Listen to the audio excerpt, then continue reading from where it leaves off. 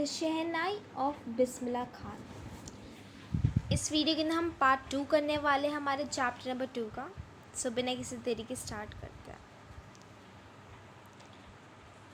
Emperor Aurangzeb banned the playing of a musical instrument called punji in the royal residence for it had a shrill, unpleasant sound.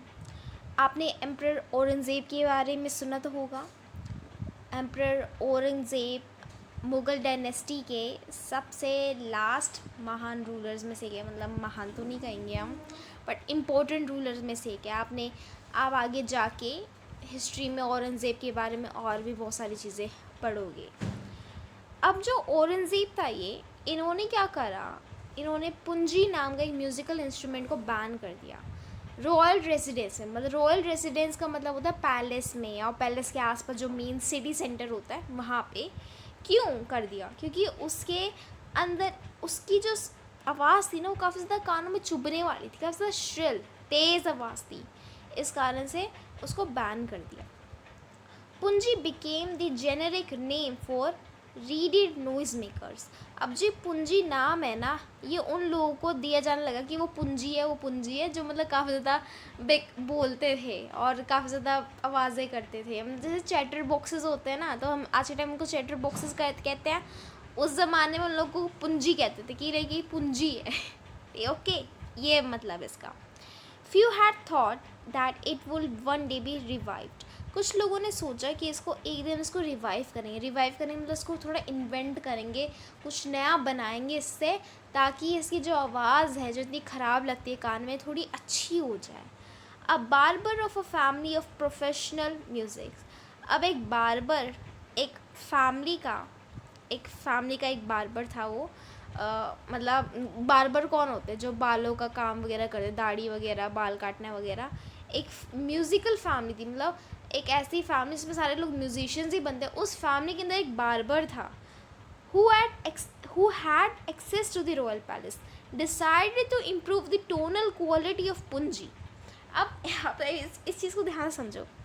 एक musical परिवार है, एक family जिसमें हर कोई musician बनता है, लेकिन उसके अंदर एक बंदा है जो बाल काटने वाला बन गया। अब उसने डिसाइड करा कि वो जो पुंजी है इसको ठीक करेगा, वो इसको इम्प्रूव करेगा। He chose a pipe with a natural hollow stem that was longer and broader than punji and made several holes on the body of the pipe. अब उसने एक पाइप ली, एक ऐसी लकड़ी का टुकड़ा ले जिसके अंदर पहले से छेद हुआ होता है, अंदर से खोखली होती है। उसको लंबी थी, बड़ी थी, पुंजी की तरह ब्रॉड थी, जितना पुंजी एक ब्रॉड होती है, और उसमें कुछ छेद करे उस पाइप के ऊपर। When he played it on, closing and opening some of these holes, soft and melodious sounds were produced. अब उसने क्या करा, उसने अब इसके ऊपर छेद कर, जैसे आप देख सकते हो इसने छेद कर दिए, और उन छेदों के अंदर फिर उसने फूंक मारी कोने से, और फिर हाथों को हिलाना शुरू करा उन डॉटों पे जो उसे छेद करते, इधर उधर हाथों को मूव करना शुरू करा उनके ऊपर। उसने नोट करा कि इसके अंदर से आवाज़ निकलती काफ़ी प्यारी से, सॉफ्ट सी। He played the instrument before royalty and everyone was impressed. अब उसने रॉयल्टी मतलब जितने भी रॉयल लोग थे जो पैलेस में रहते थे उनके सामने प्ले करा, और सब लोग इम्प्रेस हो गए इससे। The instrument so different from punji had to be given a new name. अब जो इंस्ट्रूमेंट था ये पुंजी से तो इंस्पायर्ड था, लेकिन पुंजी नहीं था। ऐसा लगता है कि पुंजी को चेंज करा गया, इस पुंजी को इससे ही इंस्पिरेशन लेके एक नई चीज़ बनाई। अब सोचा इसका कुछ नया नाम रखेंगे। As the story goes, since it was first played in the Shah's chamber and was played by a nai by नी barber, the instrument was named shehnai. अब स्टोरी तो ये है कि इसका नाम शहनाई इसलिए पड़ा क्योंकि इसको शाह औरंगज़ेब के रूम के अंदर बजाया गया था एक नाई के द्वारा, यानी जिसने इसको बनाया था वो एक नाई था, बाल काटने वाला, इसलिए इसका नाम शहनाई रख दिया गया। The sound of the shehnai began to be considered auspicious. अब इस शहनाई की आवाज़ को ना काफ़ी ज़्यादा गुड लक की तरह देखना शुरू लगने लग गया लोगों को। जैसे लकी चार्म लोग बना देते हैं ना चीज़ों को, उसी तरीके से शहनाई की आवाज़ को भी लाइक से लकी चार्म बना दिया गया। As for this reason, it is still played in temples and in an indispensable components of any North Indian wedding. इस कारण से शहनाई को हम अभी भी ज़्यादातर मंदिरों में बजता हुआ देखते हैं और नॉर्थ इंडिया में शादियों में बजता हुआ देखते हैं। आपने तो शहनाई, अगर आप नॉर्थ इंडिया में रहते हैं, हरियाणा, पंजाब और कहाँ, राजस्थान, उत्तर प्रदेश के एरिया में, तो आप लोगों ने शहनाई की आवाज़ें तो ज़रूर सुनी होगी। जो वेडिंग्स होती है उसमें ये आम बात है, शहनाइयाँ बजी जाती, क्योंकि क्यों, लकी है, खुशियाँ लाने वाला, ऐसा गुड फॉर्च्यून है ना, कि इससे कुछ बरकत आएगी, कुछ अच्छा होगा, इस कारण से बजाया जाता है। In the past the shehnai was a part of नौबत और traditional ensemble of 9 instruments found at royal court। पुराने टाइम में क्या होता था, जो शहनाई थी वो एक नौबत का पार्ट थी, एक ट्रेडिशनल, जैसे आपने देखा ऑर्केस्ट्रा होते हैं, उसी तरीके से जो पुराने टाइम में राजाओं के कोर्ट होते थे ना, उनके अंदर भी कुछ म्यूजिशियंस का एक ग्रुप बनाया होता था जो गाना प्ले करते थे। अब उसमें से 9 इंस्ट्रूमेंट होते थे, 9 मेन इंस्ट्रूमेंट होते थे, उनमें से एक शहनाई उनका एक पार्ट था। Till recently it was use only in temples and weddings, और उसके बाद अभी कुछ 100 साल पहले इसको टेम्पल्स और वेडिंग्स में प्ले करते थे। The credit for bringing this instrument on to the classical stage goes to Ustad Bismillah Khan. लेकिन इस शहनाई को स्टेज पे लाना, यानी कॉन्सर्ट्स में लाना, दुनिया के सामने पेश करने का काम किसने करा, वो करा था उस्ताद बिस्मिल्लाह खान ने। अब जो उस्ताद बिस्मिल्लाह खान है, ये एक फर्स्ट हमारे इंडिया के फर्स्ट म्यूजिशियंस में से एक है जिनको भारत रत्न मिला हुआ है, जो इंडिया का हाईएस्ट सिविलियन अवार्ड है। मतलब हमारे इंडिया में कोई भी बंदा जब भी कुछ हाई चीज़ अचीव करता है, कुछ महारत किसी एक फील्ड में अचीव करता है, तो उसको प्राइज़ मिलते हैं, ऐसे रत्न दिए जाते हैं। उसी तरीके से जो सबसे हाईएस्ट सिविलियन अवार्ड है, जैसे पद्म भूषण, पद्म विभूषण, ऐसे टाइप के चक्रा अवार्ड्स इंडिया में बहुत सारे हैं। जो ये भारत रत्न अवार्ड है, ये सबसे हाईएस्ट अवार्ड है, इससे ऊपर का अवार्ड इंडिया में नहीं है, तो वो उस्ताद बिस्मिल्लाह खान को दिया गया है। As a 5-year-old, Bismillah Khan played gilli danda near a pond in the Asian estate of Dumraon in Bihar. अब 5 साल का जो बिस्मिल्लाह खान था, वो अपने घर के बाहर गिल्ली डंडा खेलता था। और वो गिल्ली डंडा कहाँ खेलता था, उसका घर कहाँ था, वो था एक पुराने इलाके में, एशियंट इलाके में, जिसकी एक हिस्ट्री है, दमराव में, जो कि कहाँ है, बिहार के अंदर।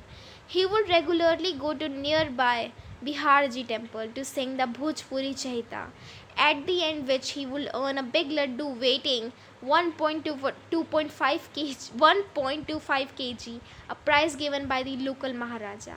और उसके बाद वो एक टेम्पल में जाते थे, बिहार जी टेम्पल जिसका नाम है, और वहाँ पे वो एक भोजपुरी चहेता एक पाठ गाते थे, जिसके लिए उनको एक प्राइज़ में एक बड़ा सा लड्डू दिया जाता था, जो वहाँ के महाराजा, जो पंडित होते हैं, मतलब जो वहाँ के हाई, मतलब उस टाइम पे जो राजा लोग होते थे, वो देते थे। This happened 80 years ago, and the little boy has traveled far to earn the highest civilian award in India, the Bharat Ratna। अब ये तो पुरानी बात होगी। अब उस 5 साल के बिस्मिल्लाह खान की बात तो करीबन 80 साल पुरानी है, लेकिन इस बंदे ने, इस बिस्मिल्लाह खान ने बड़े होके इंडिया का highest civilian award Bharat Ratna भी जीता है। बोर्न ऑन 21 मार्च 1960, जब हमारा देश आज़ाद नहीं था, हम जब ब्रिटिश इंडिया के अंदर रहते थे। Bismillah belongs to a well known family of musicians from Bihar. जो बिस्मिल्लाह की फैमिली थी वो पूरी म्यूजिशियंस की ही थी। हिज ग्रैंड फादर रसूल books Khan was the shehnai Nawaz of the Bhojpur Kings court. जो रसूल बुक्स थे, जो बिस्मिल्लाह खान के दादाजी थे, वो शहनाई नवाज थे भोजपुर किंग के कोर्ट के, मतलब उनके जो कोर्ट होता था उसमें जो हर एक जो इंस्ट्रूमेंट बजाने वाला होता था उसको स्पेसिफिक रैंक दिया जाता था। अब उन 9 इंस्ट्रूमेंट्स में से जो कोर्ट के अंदर होते थे, उसमें से एक जो शहनाई है, उसका जो हेड सिंगर थे, हेड बजाने वाले थे, वो बिस्मिल्लाह खान के दादाजी थे। His father, Pegambar Books, and the other paternal ancestors were also great shehnai players। अब उसके जो फादर थे पैगंबर, वो भी शहनाई बजाने वाले थे। The young boy took to music early in life। अब बिस्मिल्लाह की जो खान थे, उनके बचपन से ही गाने की फैमिली है उनकी, तो ऐसा नहीं है कि कुछ नई बात थी। अपने दादाजी की तरह, अपने पापा की तरह, अपने अंकल्स की तरह बिस्मिल्लाह ने भी म्यूज़िक को बचपन में ही अपना लिया. At the age of 3, when his mother took him to his maternal uncle, यानी मम्मा का भाई, in Banaras, now Varanasi, Bismillah was fascinated watching his uncle practice the शहनाई. अब बिस्मिल्लाह खान को एक दिन उसकी मम्मा अपने भाइयों के घर लेकर गई, तो उसने देखा बिस्मिल्लाह ने कि कैसे उसके अंकल जो है वो शहनाई बजाते हैं.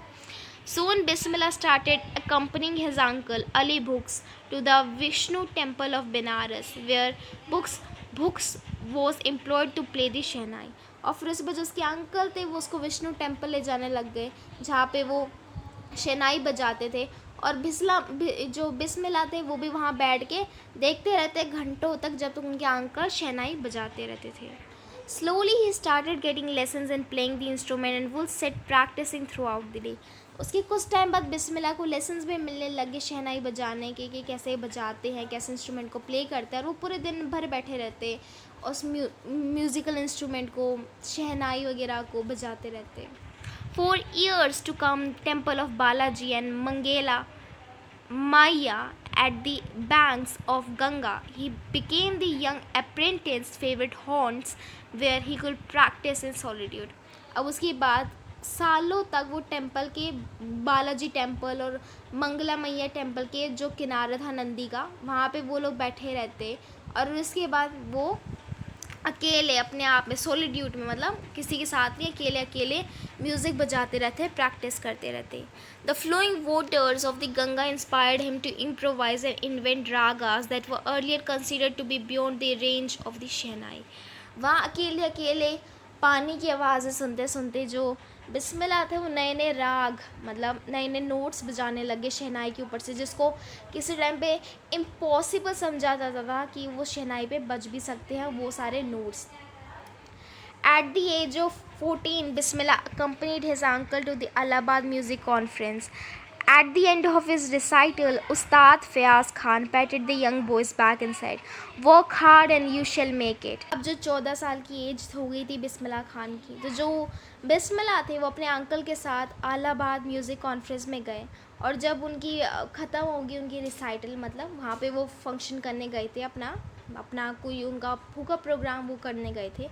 उसके बाद उस्ताद फ़याज़ खान ने, वो भी एक बहुत बड़े म्यूज़िशियन है, उन्होंने बिस्मिल्लाह खान की पीठ को थपथपाते हुए बोला था कि तुम मेहनत करो और तुम कर लोगे, तुम मेहनत करो तुम कर लोगे. इसका मतलब है कि तुम बहुत आगे जाने वाले हो, बहुत आगे जाने वाले. और जैसे कि फ़याज़ खान ने जो बोला वो बात सच्ची, बिस्मिल्लाह खान आगे जाके बहुत आगे गए. With the opening of All India Radio in Lucknow in 1938 came Bismillah's big break. He soon became an often heard shehnai player on radio. जब इंडिया का पहला radio all India radio Lucknow में खुला 1938 में, बिस्मिल्लाह खान हिट हो गए, ओके. और फिर उस रेडियो के अंदर बिस्मिल्लाह खान सबसे फेमस म्यूजिशियन, स्पेसिफिकली शहनाई बजाने वाले बने, जिनको पूरे इंडिया में सुना जाता था जब बिस्मिल्लाह खान शहनाई बजाते थे. When the India gained independence on 15 August 1947, Bismillah Khan became the first Indian to greet the nation with his shehnai. He poured his heart out into the Rag Kafiyo from the Red Fort to an audience which included Mahatma Gandhi and Pandit Jawaharlal Nehru, who later gave his famous Tryst with Destiny speech. अब उसके बाद जब 1947 में हमारा देश आज़ाद हुआ, बिस्मिल्लाह खान ने red fort के ऊपर खड़े होके अपनी शहनाई बजाई थी, राग गाया था इंडिया की आज़ादी के जश्न में. और उस टाइम में जो उनके गेस्ट थे, जो उनके साथ खड़े थे, जिन्होंने उन बिस्मिल्लाह खान की गाने की आवाज़ सुनी थी, वो उसमें से एक महात्मा गांधी और जवाहरलाल नेहरू भी थे. Bismillah Khan has given many memorable performances both in India and abroad. Bismillah Khan ने अपनी performances इंडिया में भी करी हैं, बाहर भी करी हैं.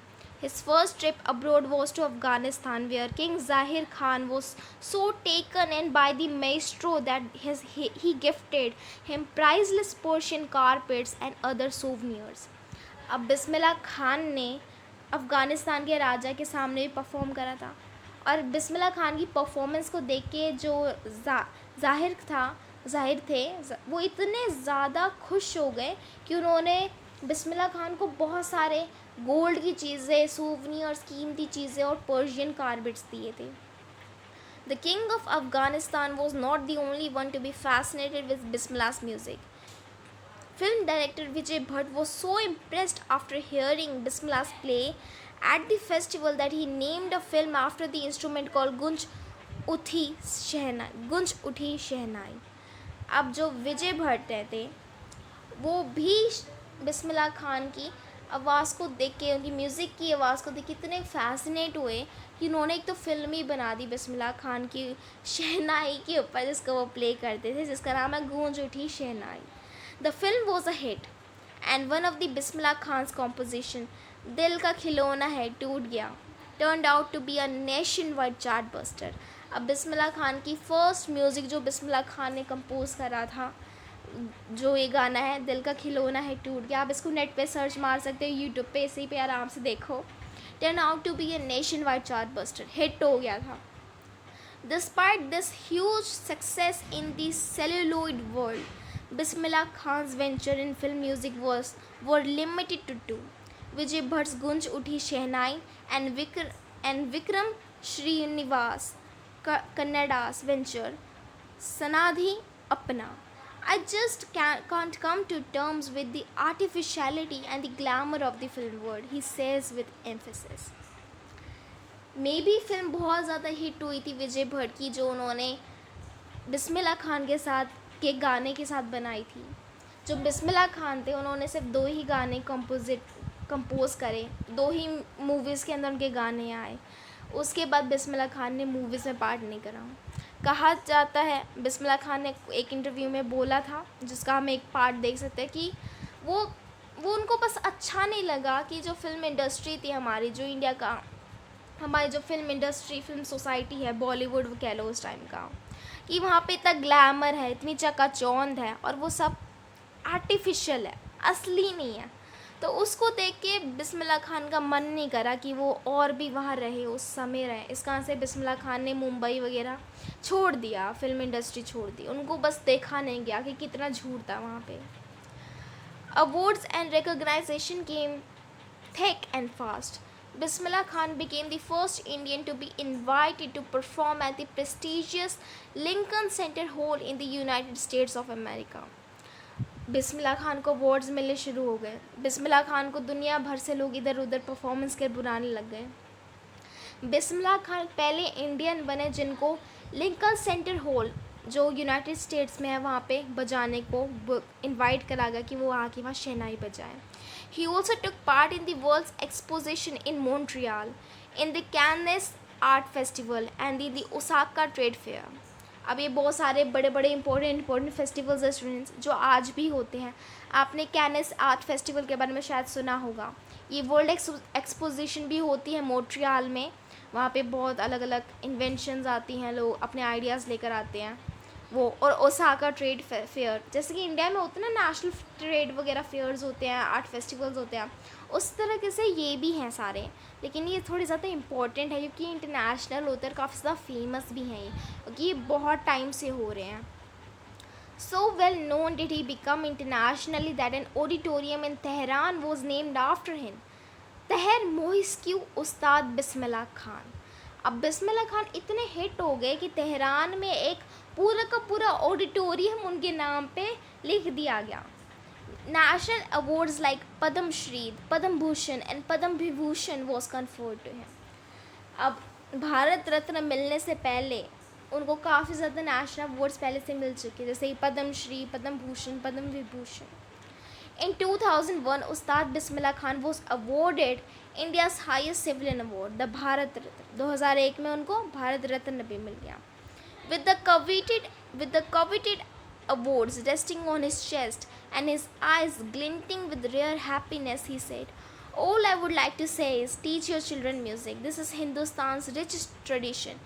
Even the West is now coming to learn our music." उस्ताद बिस्मिल्लाह खान ने बस एक ही बात बोली थी जब उनको भारत रत्न मिला, कि तुम सब इंडिया के बच्चों को म्यूज़िक सिखाया जाए, क्योंकि जो म्यूज़िक है वो इंडिया के कल्चर का बहुत इंपॉर्टेंट पार्ट है. और इवन जो वेस्ट है, यानी जितनी भी वेस्टर्न कंट्रीज़ हैं, यूरोप, अमेरिका वगैरह वगैरह, इनको वेस्टर्न कंट्रीज़ बोलते हैं. ये भी हमारे इंडिया के जो म्यूज़िक है उसको उनको अच्छा लगता है, सुनने में अच्छा लगता है, वो भी सीखना चाहते हैं। तो हम क्यों नहीं, अगर फॉरेनर्स सीखना चाहते हैं इंडिया का म्यूज़िक तो हम इंडियन बच्चों को क्यों ना सिखाएं। In spite of having traveled all over the world, Khan Sahab, as he is fondly called, is exceedingly fond of Banaras and Damrao as they remain for him the most wonderful towns of the world. अब जो बिस्मिल्लाह खान है इन्होंने तो पूरी दुनिया घूम ली है, पूरी दुनिया देख ली है, लेकिन तो भी उनको अपने घर बनारस और उनका गांव दमराव से बहुत ज़्यादा प्यार है। A student of his once wanted him to head a Shehnai school in USA, and the student promised to recreate the atmosphere of Banaras by replicating the temples there. But Khan Sahab asked him if he would be able to transport river Ganga as well. अब उसकी बात खान साहब की यानी बिस्मिल्लाह खान की जो एक student था, उन्होंने कहा कि वो चाहते हैं कि जो बिस्मिल्लाह खान है वो यूएस में एक म्यूज़िक स्कूल चलाएं। अब उन्होंने यह भी कहा उसके स्टूडेंट ने कि वो बिस्मिल्लाह खान के लिए पूरा एटमॉस्फेयर क्रिएट कर देंगे, जैसा बनारस में सेम वैसा यूएस में टेम्पल्स वगैरह हर चीज़ को रिक्रिएट कर देंगे, बना देंगे। तो उन्होंने कहा क्या वो रिवर गंगा को भी वहाँ ले जा सकते हैं, हंसते हुए बिस्मिल्लाह खान ने। That is why whenever I am in a foreign country, I keep yearning to see Hindustan. While in Mumbai, I think only of Banaras and the holy Ganga. While in Banaras, I miss the unique matha of Damrao.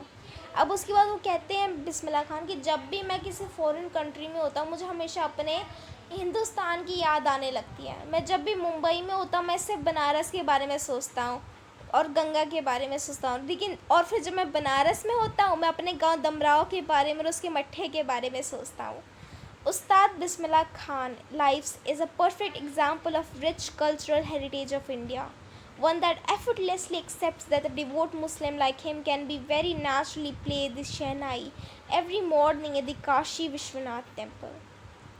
अब जो उस्ताद बिस्मिल्लाह खान है, अब इनकी ज़िंदगी एक example है उस Indian culture के बारे में जो किसी धर्म में भेदभाव नहीं करता, जो इंडिया की हर खूबी को हर अच्छाई को पूरी अच्छे से एक्सेप्ट करता है। क्योंकि उस उस्ताद बिस्मिल्लाह खान एक मुस्लिम थे और एक मुस्लिम होते हुए भी वो अपनी शहनाई को उठा के काशी विश्वनाथ टेम्पल जो कि एक हिंदू टेम्पल है वहाँ पे प्ले करते थे। और इसी के साथ साथ हमारा ये पूरा का पूरा चैप्टर कंप्लीट होता है। स्टूडेंट्स, कोई भी प्रॉब्लम है, परेशानी है, आप मुझे नीचे कमेंट सेक्शन में बता सकते हो, मैं आपकी मदद करूँगी स्टूडेंट्स। और बाय स्टूडेंट्स।